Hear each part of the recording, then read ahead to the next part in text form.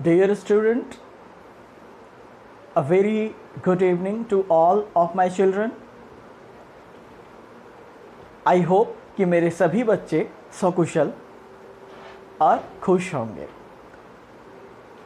पिछले सेशन में आप लोगों ने देखा था development of dicot embryo and monocot embryo, और डाइकॉट और मोनोकॉट एम्ब्रायो में हम लोगों ने डिफरेंस भी देखा था। अब हमारे पास 3 टॉपिक बच गया है इस चैप्टर में।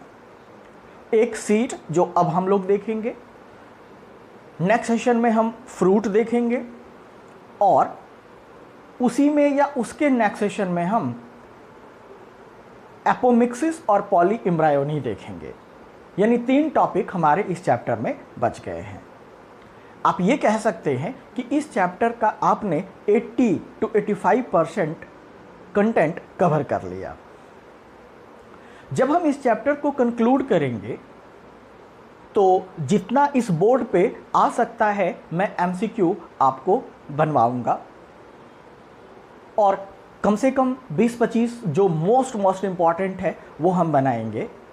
बाकी आपके पास जो ऑब्जेक्टिव बुक्स पड़े हुए हैं उससे आपको कम से कम 250 से 300 एमसीक्यू जरूर बनाना है और कोई भी डाउट पूछना है।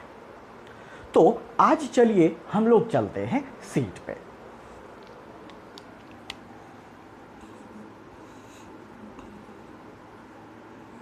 सीड्स बहुत इंपॉर्टेंट टॉपिक है।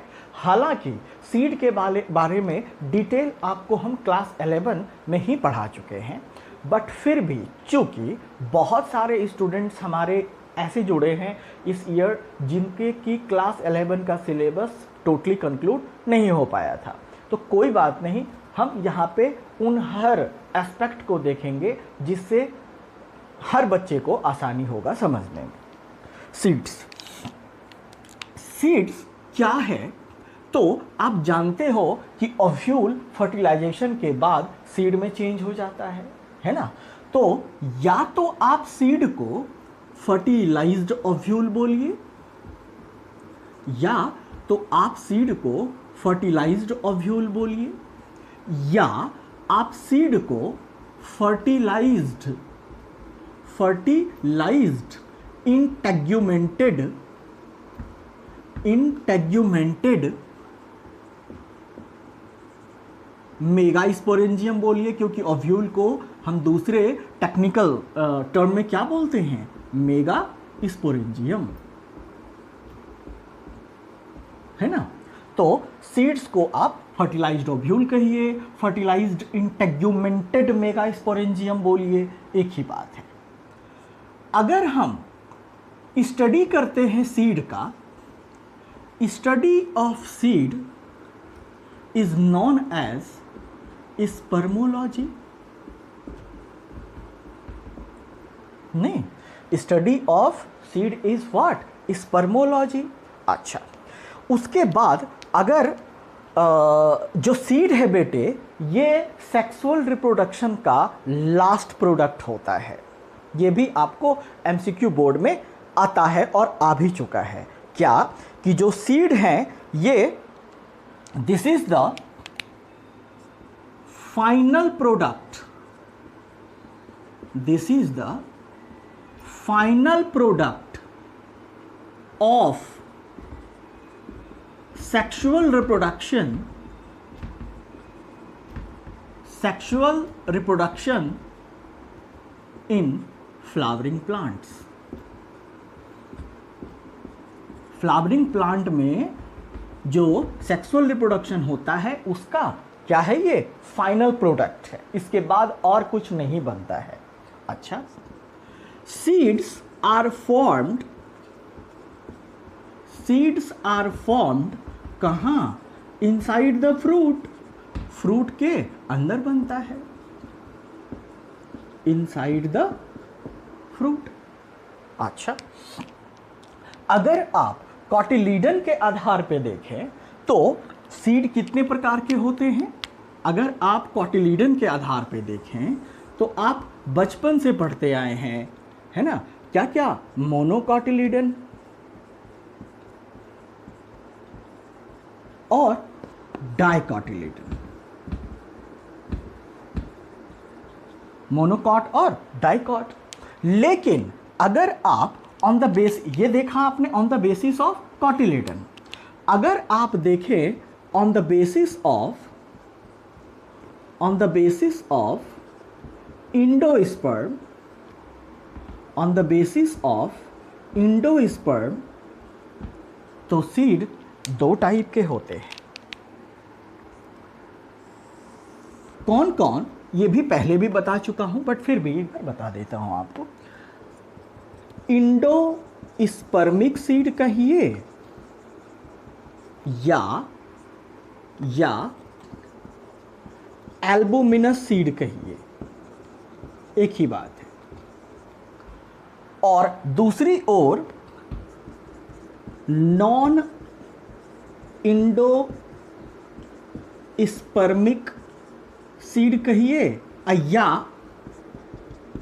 एक्स एल्बुमिनस या नॉन एल्बुमिनस सीड कहिए, है ना। इंडोस्पर्म के बेसिस पे सीड कितने टाइप के बेटे? दो टाइप के, एक इंडोस्पर्मिक या एल्बुमिनस सीड और दूसरा नॉन इंडोस्पर्मिक या एक्स एल्बुमिनस सीड। किसी किसी बुक में एक्स एल्बुमिनस के जगह पे नॉन एल्बुमिनस भी लिखा होगा, तो एक ही बात है, घबराने की जरूरत नहीं है। इंडोस्पर्मिक सीड में क्या होता है कि इसमें जो इंडोस्पर्म है वो पूरी तरह से खर्च नहीं हो पाता है, पूरा का पूरा कंज्यूम नहीं हो पाता है, तो रिटेन रहता है, रेजिजुअल के रूप में रहता है। तो ऐसे सीड को इंडोस्पर्मिक सीड बोलते हैं, है ना। लेकिन ऐसे सीड में जब एम्ब्रायो का डेवलपमेंट होने लगता है तब सारे के सारे इंडोस्पर्म कंज्यूम हो जाते हैं। ओके, सारे के सारे इंडोस्पर्म कंज्यूम हो जाते हैं, थोड़ा भी इंडोस्पर्म नहीं बचता है। ओके, तो इसमें क्या होता है बेटे कि इंडोस्पर्म इज रिटेन्ड, बचता है, बचा रहता है, थोड़ा सा फुल्ली कंज्यूम नहीं होता है।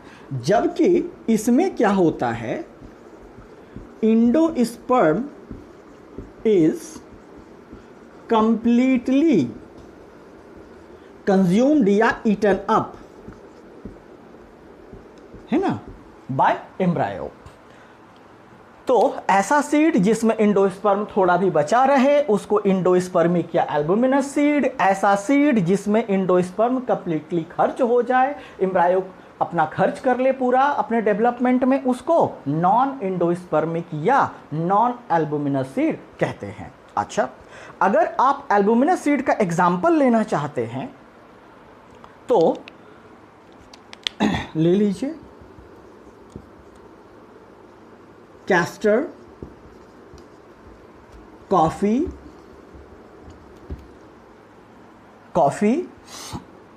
कॉटन,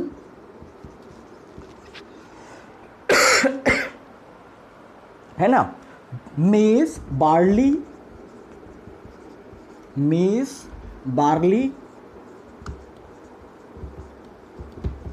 एटसेटेरा।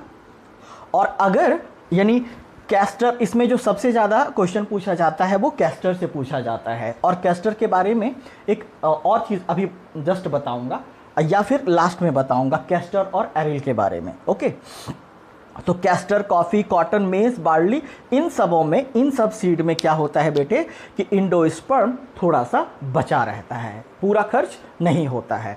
अब अगर आप नॉन एल्बुमिनस की बात करें तो इसमें आप एग्जाम्पल ले सकते हैं पी, ग्राम,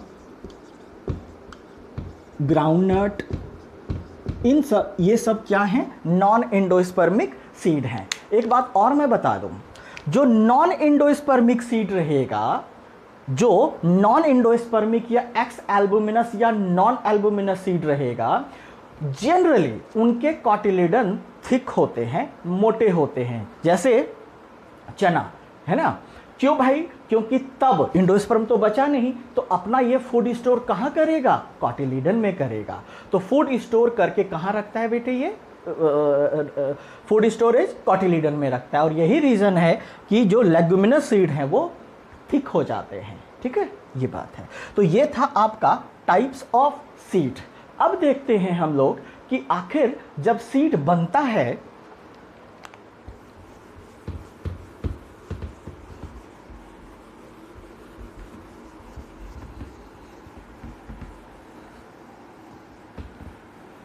जब सीड बनता है तब ये ना चला जाता है डॉर्मेंसी में। और डॉर्मेंसी का आपको मैंने डेफिनेशन बताया था कि जब कोई भी सेल है ना, जब कोई भी सेल या सीड लॉन्ग इनएक्टिव स्लीप में चला जाए या इनएक्टिव हो जाए तो उसको हम डॉर्मेंसी बोलते हैं। हिंदी में इसको सुसुप्तावस्था बोलते हैं।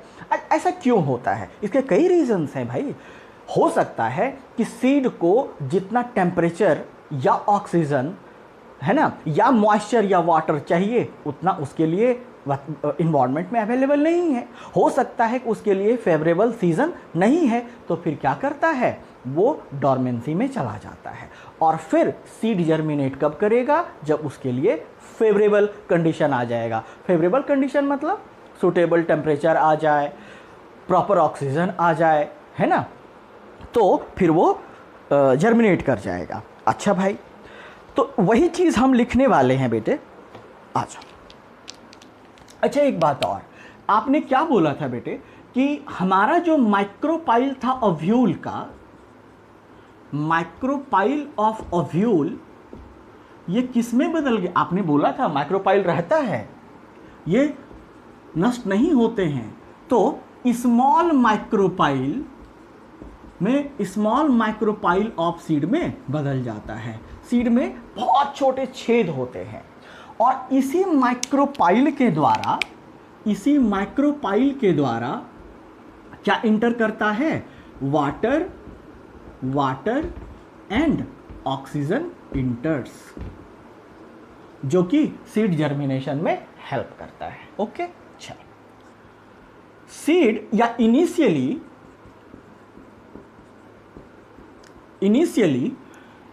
एम्ब्रायो या सीड में go into inactivity,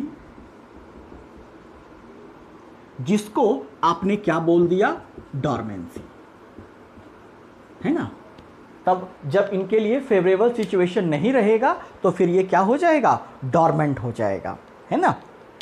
अच्छा, उसके बाद इस सिचुएशन में क्या होता है बेटे? डॉर्मेंसी सिचुएशन में क्या होता है कि इनका जो वाटर कंटेंट होता है, वाटर कहिए या मॉइस्चर कहिए, 10 to 15% रिड्यूस हो जाता है। और इसके जो जनरल मेटाबॉलिक एक्टिविटी हैं, केमिकल रिएक्शंस इनके अंदर होते हैं, वो भी रिड्यूस हो जाता है। जनरल मेटाबॉलिक एक्टिविटी भी रिड्यूस हो जाता है। कब? डॉर्मेंसी पीरियड में। ओके, जब वही प्रॉपर टेम्परेचर, मॉइस्चर यानी वाटर अवेलेबल हो जाएगा तो ये अपने डॉर्मेंसी को ब्रेक कर देगा, है ना। आगे बताऊंगा कि डॉर्मेंसी को आर्टिफिशियली कैसे ब्रेक किया जा सकता है। वैसे हमने प्लांट ग्रोथ एंड डेवलपमेंट में भी पढ़ा था कि कौन कौन फाइटो हार्मोन्स हैं जो सीड डॉर्मेंसी को ब्रेक करता है ना, आपने पढ़ा था। खैर, तो और ये जर्मिनेट कब करेगा बेटे? सीड्स जर्मिनेट कब? इन फेवरेबल कंडीशन, इन फेवरेबल कंडीशन। फेवरेबल कंडीशन कब आ जाएगा? तब आ जाएगा जब इनके लिए ऑप्टिमम टेम्परेचर हो जाए, जब इनके लिए सफिशिएंट ऑक्सीजन अवेलेबल हो जाए, नहीं, जब इनके लिए सफिशिएंट मॉइस्चर या वाटर अवेलेबल हो जाए, तो ये इनके लिए क्या हो गया? फेवरेबल कंडीशन हो गया। तब अपने सीड खुद ब खुद नेचुरली अपने डॉर्मेंसी को, सुसुप्तावस्था को तोड़ देगा और फिर जर्मिनेट कर जाएगा। लेकिन अगर इनके लिए अनफेवरेबल कंडीशन है तो हरगिज ये नहीं करेगा जर्मिनेट। ओके, अच्छा जी। नाउ अब चलते हैं हम लोग, देखते हैं कि आखिर जर्मिनेशन किसको कहते हैं। आपको मैं क्लास 11 में जब मॉर्फोलॉजी पढ़ा रहा था आपको, तो आपको मैं जर्मिनेशन के टाइप्स भी बताया था, मेथड्स ऑफ जर्मिनेशन भी बताया था, है ना। आप याद करें, जब आपको मैं जर्मिनेशन पढ़ाया था, हमने क्या क्या देखा था कि सीड सबसे पहले वाटर को इम्बाइब करता है, इम्बिबिशन हुआ था, है ना। बस हम लोग मुजवानी दोहरा लेते हैं ताकि आपको भी याद आ जाए। सीड सबसे पहले क्या किया था बेटे, वाटर एब्जॉर्ब किया था, फिर उनके सीड कोट रप्चर हो गए थे, फिर वाटर एब्जॉर्प्शन बढ़ा यानी ऑक्सीजन का लेवल बढ़ा, तो ऑक्सीजन का लेवल बढ़ेगा तो रेस्पिरेटरी एरोबिक रेस्पिरेशन भी बढ़ जाएगा, और जैसे ही ऑक्सीजन का लेवल बढ़ा था जिबरलिक एसिड का भी कंसंट्रेशन इंक्रीज हो गया था। जब जिबरलिक एसिड का कंसंट्रेशन इंक्रीज हो गया था तो उसने सीड को स्टिमुलेट किया था हाइड्रोलिटिक एंजाइम्स को सिक्रीट करने के लिए, है ना। स्टार्च को डाइजेस्ट करने के लिए अमाइलेज, प्रोटीन को डाइजेस्ट करने के लिए प्रोटीएज, और फैट को डाइजेस्ट करने के लिए लाइपेज, ये तीनों आ गए थे।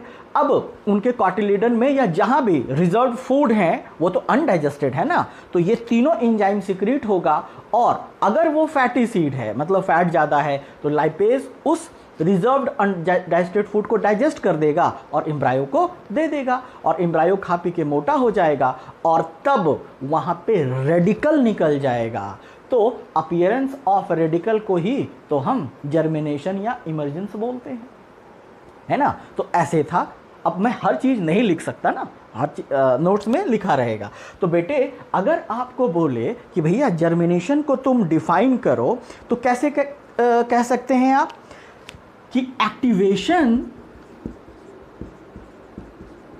And growth of embryo into A seedling, है ना। सीडलिंग देखते हो ना, जो कोमल सा पौधा निकल जाता है छोटा सा प्राइमोर्डियल, उसी को तो सीडलिंग बोलते हैं। तो जब एम्ब्रायो एक्टिव हो जाए और ग्रोथ करके सीडलिंग बना दे तो इसी प्रोसेस को क्या बोलते हैं, जर्मिनेशन बोलते हैं ना। तो जर्मिनेशन का मेथड तो आपको बता दिया अभी। आइए कुछ टाइप्स ऑफ जर्मिनेशन की चर्चा कर लेते हैं। मैंने आपको बताया था, यह भी आपको बताया हुआ है क्या, एक होता है जिसको आप कहते हैं ईपीजीएल जर्मिनेशन। ईपी मतलब अबव, अजिया मतलब सॉइल, ग्राउंड, यानी ईपीजीएल जर्मिन। पहला कौन सा जर्मिनेशन है बेटे, ईपीजीएल जर्मिनेशन। ईपीजीएल जर्मिनेशन यानी ये जो जर्मिनेट करेगा सो किया जाएगा मिट्टी में ही, लेकिन ये इसमें क्या होता है, कॉटिलिडन को सॉइल से बाहर पुश कर दिया जाता है। आपको मैं तब भी बताया था जैसे और ये किस में होता है, मेनली डाइकॉट में होता है। ये मेनली किस में होता है बेटे, डाइकॉट में होता है। जैसे मान लो कि यहाँ पे, हालांकि ये सब बताया हुआ है बट फिर भी मैंने आपको बोला कि पहले से मैं फिर बताऊंगा। अब मान लीजिए बेटे कि यहाँ से इनके ये जर्मिनेट हो गया है, अब ये इनका इपिकोटाइल होगा, ये इनका हाइपोकोटाइल होगा। तो अब क्या करेगा, ये अब इसको पुश करेगा और ये ऐसे अब खड़ा हो जाएगा, खड़ा होगा, और ये दोनों कॉटिलिडन यहाँ आकर के क्या हो जाएंगे, फट जाएंगे, ऐसे करके हो जाएंगे, और यहाँ पे नए लीव्स आ जाएंगे। आप देखेंगे कॉटिलिडन लटका हुआ होता है। तो ये जर्मिनेशन कहाँ हो रहा है, ईपी मतलब अबव, अजिया मतलब सॉइल, यानी सॉइल के ऊपर जर्मिनेट हो रहा है। तो इसको क्या बोलते हैं, ईपीजीएल जर्मिनेशन बोलते हैं, है ना। डाइकॉट में होता है। इसमें क्या होता है बेटे, cotyledons are pushed out of the soil. देख रहे हो ना, अच्छा नोट्स में सब लिखा रहेगा, समझना है। अच्छा, दूसरा था आपका हाइपोजियल जर्मिनेशन। हाइपो मतलब बिलो, अजिया मतलब मिट्टी। तो इनका जर्मिनेशन कहाँ होगा बेटे, मिट्टी के नीचे होगा, यानी उनके कॉटिलिडन ऊपर नहीं जाएंगे। है ना। और ये कहाँ होता है बेटे, मोनोकॉट में होता है ना। उसका कैसे होता है तो ये देख लो, जैसे ये हमारा मिट्टी है और मोनोकॉट में मान लो कि हम मेज़ का लेते हैं, लेट सपोज, तो मान लो ये हमारा मेज़ है, मान लो है। अच्छा, अब क्या होगा कि यहाँ से यहाँ आपका क्या था, कोलियोप्टाइल, यहाँ आपका क्या था, कोलियोराइजा। तो ये किसका निर्माण कर लेगा, बोलो ना, रूट का। और फिर ये ऐसे करके फिर यहाँ लीफ बना देगा। देखो सीड आउट हुआ सॉइल से, अरे देखो ना, नहीं ना, तो हाइपो ही हुआ, ग्राउंड के नीचे हुआ। तो इसको क्या बोलते हैं बेटे जी, हाइपोजियल जर्मिनेशन। ओके, अच्छा, और एक जर्मिनेशन की बात करते हैं।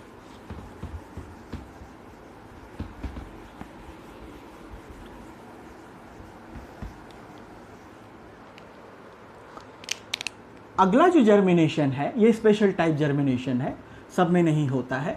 इसको बोलते हैं विविपेरस जर्मिनेशन।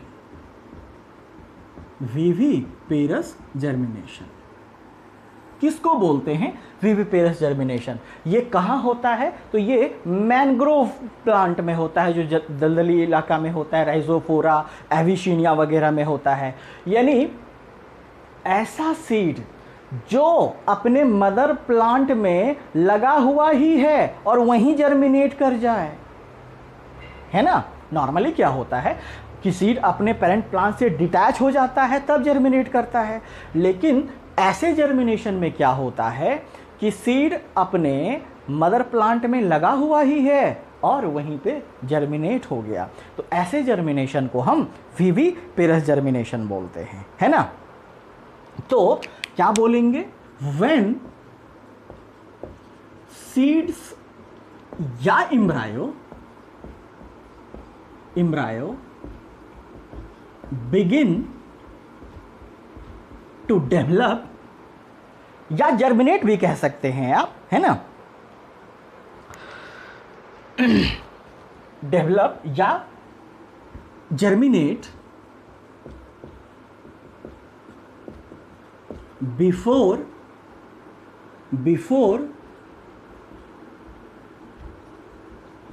detaches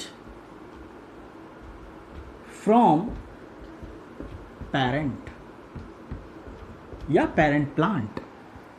इसका एग्जाम्पल हम लेंगे मैंग्रोव प्लांट का, जैसे राइजोफोरा, जैसे एविशिनिया।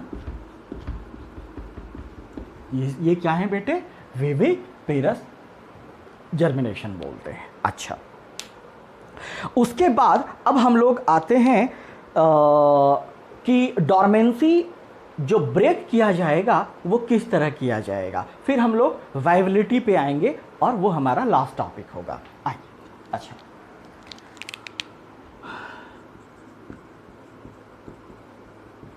Breaking of dormancy. डॉर्मेंसी को अच्छा आर्टिफिशियली, ये आर्टिफिशियल ब्रेक किया जाता है। कैसा, कैसे, सबसे पहला है बेटे स्कैरिफिकेशन। स्कैरिफिकेशन इसमें क्या होता है कि सीड को रफ सरफेस पे घिसा जाता है थोड़ा सा। इससे क्या होता है, उनके टफ वॉल टूट जाते हैं और फिर वाटर और ऑक्सीजन एंटर कर जाता है और सीड जर्मिनेट कर जाता है। या तो एक और उपाय है कि कुछ एसिड से उसको ट्रीट किया जाता है सीड को, जिससे वो सॉफ्ट हो करके सीड कोट ब्रेक हो जाते हैं। यानी अल्टीमेट गोल क्या होता है कि सीड कोट को ब्रेक करना होता है, तो उसी को स्कैरिफिकेशन बोलते हैं। ये दो तरह के होते हैं। अगर तो आप एसिड से ट्रीटमेंट करवाए तो उसको केमिकल स्कैरिफिकेशन बोलते हैं, नहीं, और अगर आप अपने मैनुअली किए तो उसको मैकेनिकल स्कैरिफिकेशन बोलते हैं। मैकेनिकल स्कैरिफिकेशन बोलते हैं, है ना। अच्छा, नेक्स्ट अगला है स्ट्रैटिफिकेशन। स्ट्रैटिफिकेशन, या आप याद करें, आपको मैं प्लांट ग्रोथ एंड डेवलपमेंट में बताया था वर्नलाइजेशन, है ना। इसमें क्या होता है कि सीड्स को बहुत लो टेम्परेचर पे रखा जाता है, बहुत लो टेम्परेचर पे रखा जाता है या कोल्ड स्टोरेज में रखा जाता है, कोल्ड स्टोरेज में रखा जाता है ऑक्सीजन के प्रेजेंस में। इससे क्या होता है कि जो इनके एम्ब्रायो होते हैं वो फिर से मतलब कंप्लीटली डेवलप हो जाते हैं और फिर सीड जर्मिनेट हो जाता है। अच्छा, एक और वहाँ आपको मैंने बताया था कि फाइटोहार्मोन था, ये 2 प्रकार हो गया। और तीसरा क्या है, बाय ट्रीटिंग सीड को, by treating seed with gibberellic acid या जिबरलिंस कहो, है ना। ये फाइटोहार्मोन है, ये क्या करता है बेटे, सीड के डोरमेंसी को ब्रेक कर देता है ना। चले, तो ये था आपका ब्रेकिंग ऑफ डोरमेंसी। अब हमारा जो लास्ट टॉपिक है इसमें वो है वाइबिलिटी ऑफ सीड। बहुत इंपॉर्टेंट है, वाइबिलिटी ऑफ सीड से बेटे कई क्वेश्चंस आ चुके हैं, है ना। अच्छा, बहुत इंपॉर्टेंट है सीड का ये पार्ट, आपके लिए बहुत इंपॉर्टेंट है, वाइबिलिटी ऑफ सीड। ये सीड के जर्मिनेशन क्षमता को, मतलब सीड जितना देर अपने जर्मिनेशन कैपेसिटी को रखता है या रख सकता है, उसी पीरियड को या उसी कैपेसिटी को वाइबिलिटी ऑफ सीड बोलते हैं, है ना। यानी सीड का जो कैपेसिटी है जर्मिनेट करने का, उसी को हम सीड वाइबिलिटी बोलते हैं। तो सीड कैपेसिटी टू जर्मिनेट,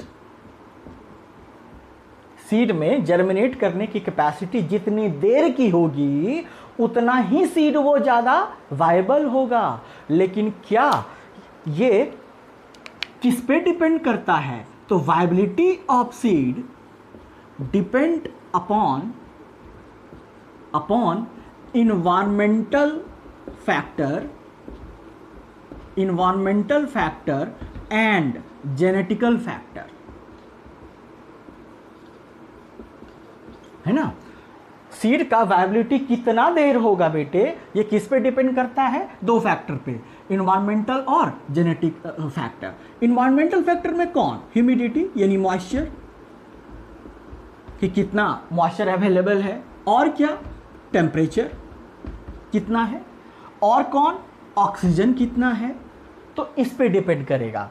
और जेनेटिक फैक्टर में उसके जीन्स पे डिपेंड करेगा, डीएनए पे करेगा, आरएनए पे करेगा। तो इसी को बोलते हैं सीड का वायबिलिटी। अच्छा, अब कुछ एग्जांपल ले ले इंटरेस्टिंग वाला हम लोग, कि कौन से सीड का वायबिलिटी कितना होता है। आपको 3-4 याद रखने हैं। जैसे ऑक्सैलिस का सीड की बात करें तो ये ऑक्सैलिस का जो सीड है ये कुछ ही दिन तक वाइबल रहता है, मतलब कुछ ही दिन तक ये जर्मिनेट कर सकते हैं, उसके बाद ये नॉन वाइबल हो जाता है, फिर ये कभी जर्मिनेट नहीं करेगा। अच्छा, अगर आप ट्राइफोलियम की बात करें, अगर आप ट्राइफोलियम के सीड की बात करें तो ये 100 ईयर्स तक वाइबल होता है। यानी 100 ईयर्स भी आप रख दें और फिर इसको सो करें, ज़मीन में लगाएं, तो ये प्लांट देगा और फ्रूट भी देगा। अच्छा, अगर आप लोटस की बात करें, कमल के सीड की बात करें, तो ये 1000 ईयर्स तक वाइबल होते हैं, ये है ना, ये बात याद रखना है आपको। उसके बाद इससे और बढ़ते हैं हम, बढ़ते क्रम में जा रहे हैं। डेट पाम, जिसको आप खजूर बोलते हो, डेट पाम या फिनिक्स डेक्टाइलीफेरा, इनके सीड इनके, अभी तो 1000 ही देखा ना आपने, इनके सीड यानी डेट पाम और डेक्टाइलिफेरा का सीड जो है बेटे, ये 2000 ईयर्स वाइवल होते हैं, 2000 ईयर्स वाइवल होते हैं। और अब सबसे ज़्यादा और सबसे इंपॉर्टेंट है ना, वो है लुपिनस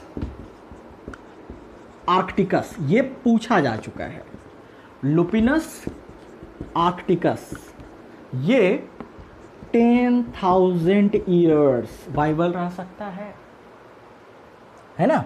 तो आपको ये याद रखना है, ये वाइबिलिटी रेंज है कि किस सीड की वाइबिलिटी कितनी होती है। कुछ दिन से लेकर के 10,000 ईयर तक भी सीड की वाइबिलिटी हो सकती है। ये कई फैक्टर पे डिपेंड करता है, इन्वायरमेंटल फैक्टर पे और जेनेटिक फैक्टर पे डिपेंड करता है। अच्छा, एक और इम्पॉर्टेंट चीज़ कि हम सीड के वाइबिलिटी को चेक कर सकते हैं क्या, टेस्ट कर सकते हैं क्या? Yes, we can test viability of seed. कैसे?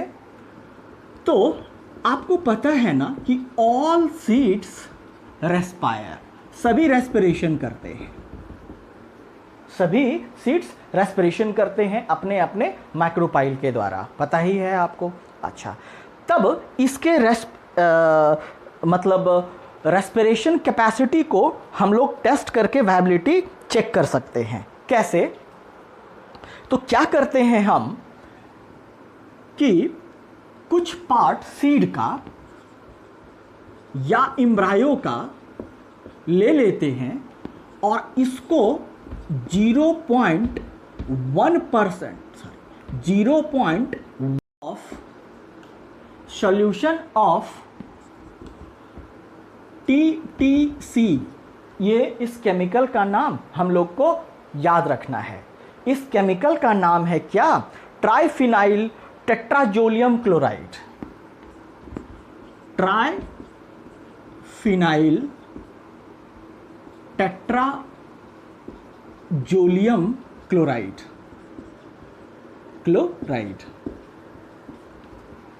हमने क्या कहा बेटे? सीड की वाइबिलिटी, सीड वाइबल है क्या, इसको हमको कैसे पता चलेगा?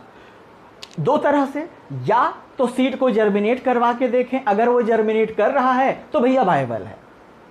और दूसरा उपाय ये क्या कि सीड या एम्ब्रायो के पार्ट को हम क्या करते हैं, 0.1% solution of TTC triphenyl tetrazolium chloride में डुबा देते हैं, इमर्स कर देते हैं। अच्छा, ये जो केमिकल है बेटे, यह एक कलरलेस केमिकल होता है, ठीक, कलरलेस केमिकल होता है। और कुछ देर के बाद अब ये करेगा रिडक्शन, और अब ये बदल जाएगा, हमारा जो ट्राइफिनाइल टेट्राजोलियम क्लोराइड है, ये चेंज हो जाएगा किसमें? तो ये चेंज हो जाएगा ट्राइफिनाइल फॉर्मजन में। और यह एक इनसॉल्युबल कलर्ड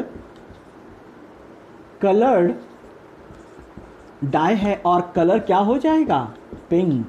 तो अगर ये केमिकल क्यों बदला बेटा? Due to reduction. अरे ऑक्सीडेशन रिडक्शन, रिडॉक्स रिएक्शन पढ़े हो ना, तो उसके चलते, रिडक्शन के चलते जो TTC है ये किस में कन्वर्ट हो गया? ट्राइफिनाइल फॉर्मजन में। यानी कौन से कलर में चेंज हो गया? पिंक। पहले ये क्या था? कलरलेस। इससे ये साबित होता है कि हमारा सीड क्या है? वाइबल है।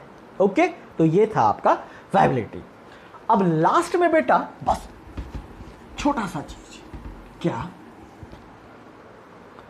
आपने कैस्टर का सीड देखा है क्या?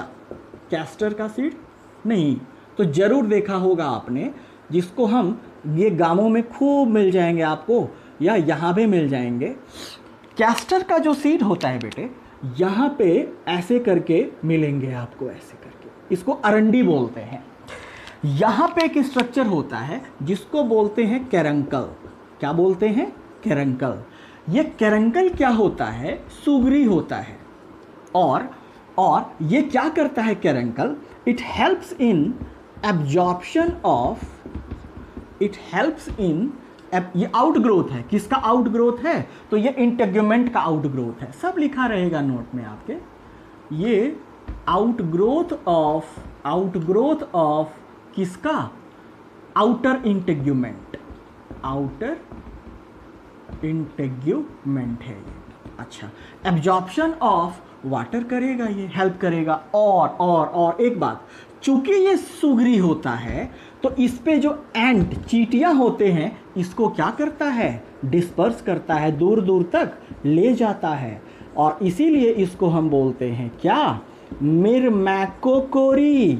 मिरमैक मतलब चींटी, और कोरी मतलब डिस्पर्शल। क्यों सर? अरे भाई, इनका कैरेंकल कैसा होता है? मीठा होता है ना, तो अपना ढो ढो के ले जाता है और डिस्पर्स कर दिया, ये बात है। और ये तो कैस्टर की बात होगी, कैरेंकल की बात होगी। अब थोड़ी सी बात एरिल की कर लेते हैं। पहले भी बताया था मॉर्फोलॉजी में आपको, एरिल जो होता है बेटे, ये थर्ड इंटेग्यूमेंट होता है, पता है ना आपको, पहले भी बताया था। नॉर्मली कितने इंटेग्यूमेंट होते हैं? 2 बायटेक्निक, लेकिन लीची के केस में 3 इंटेग्यूमेंट होता है। और ये एरिल क्या होता है बेटे? फ्लेशी होता है, फ्लेशी होता है, और यही हम लोग खाते हैं, यही हम लोग खाते हैं, एरिल थर्ड इंटेग्यूमेंट जो बनता है। और ये किस में होता है? लीची में होता है। तो इस प्रकार आपका जो सीड पार्ट है वो